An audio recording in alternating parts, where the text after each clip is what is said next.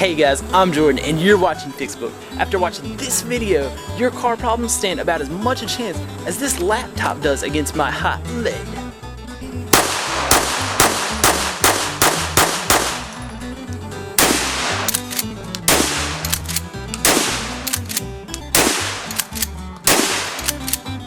Now, make sure you stay tuned so you can see what happened to the laptop at the end of this video. And as always, don't forget to subscribe, like, and leave a comment down below. So today I'm just doing a project. I'm going to be replacing some coolant hoses, and I'm just going to let you guys kind of see what I'm doing here. It's a 2001 and I'm replacing 2 coolant hoses. So with that said, let's take a look. Okay guys, and I'm going to be replacing this hose right here. We can kind of see if I squeeze, well, can't see it too much now, but there's a little hole there. When the pressure's built, we're going to squeeze and we'll see it kind of squish in there. And there's also a puddle right there on the transmission. So basically, whenever you get to change any kind of hose, what we're going to do is we're just going to kind of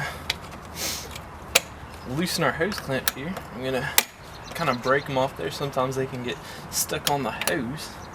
So once we've got them broken loose, I'll just slide them off to the side here, just like that.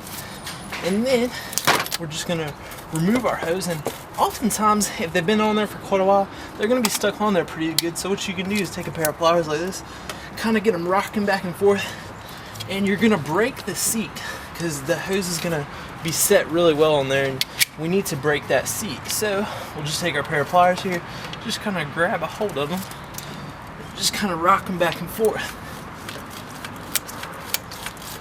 And there we go. We can see our hose is rocking back and forth now and ready to come off. So I'll just go ahead and pull them off just like that.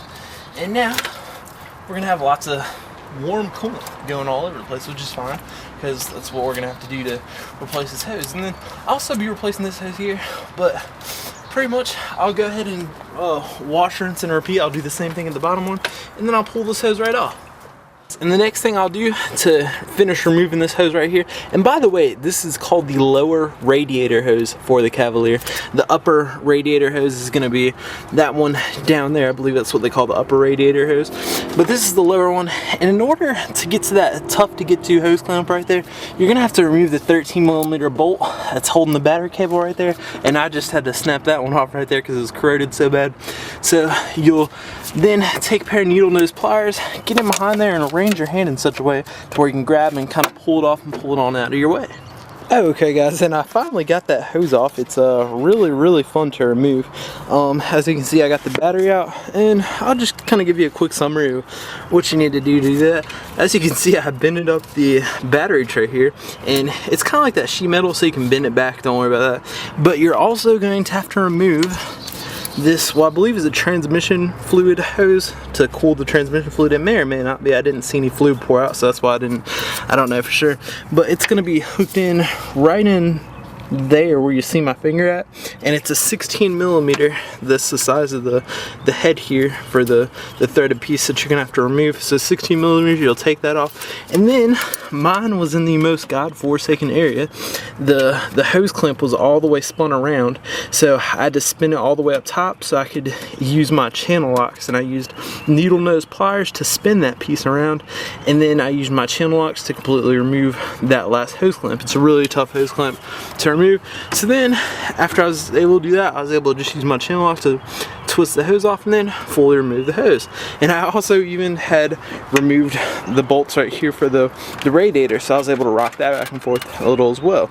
And also at the beginning, that hose clamp was pointed all the way down, so I was actually underneath the car with the needle nose pliers, and that's how I was able to first get that hose clamp to turn a little bit for me. So that pretty much gives you an idea of what you'd need to do if you're having to do that hose and you had that ridiculous hose clamp like mine. So putting it back on is pretty self-explanatory. You're just gonna slip the hose over, make sure to put the new hose clamps back on, and I'm not gonna be using those hose clamps. I'm gonna be using the screw type style to make it a lot easier for the next person. So that concludes today's video. Thanks for watching, and I'll see you next time.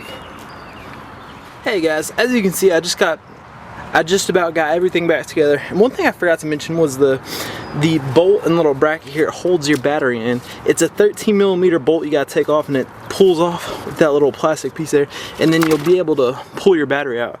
Apparently I don't have mine in there well enough yet, but as you can see, everything went back together pretty well.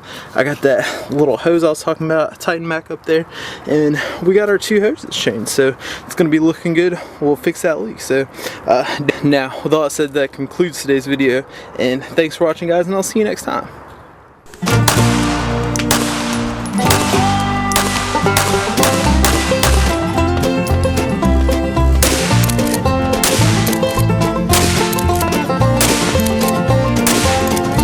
Thanks for watching, guys, and don't forget to subscribe so you can catch all my new videos, which publish Mondays and Fridays at 9 a.m. Pacific Time, 10 a.m. Mountain Time, 11 a.m. Central Time, 12 p.m. Eastern Time, and I will see you then.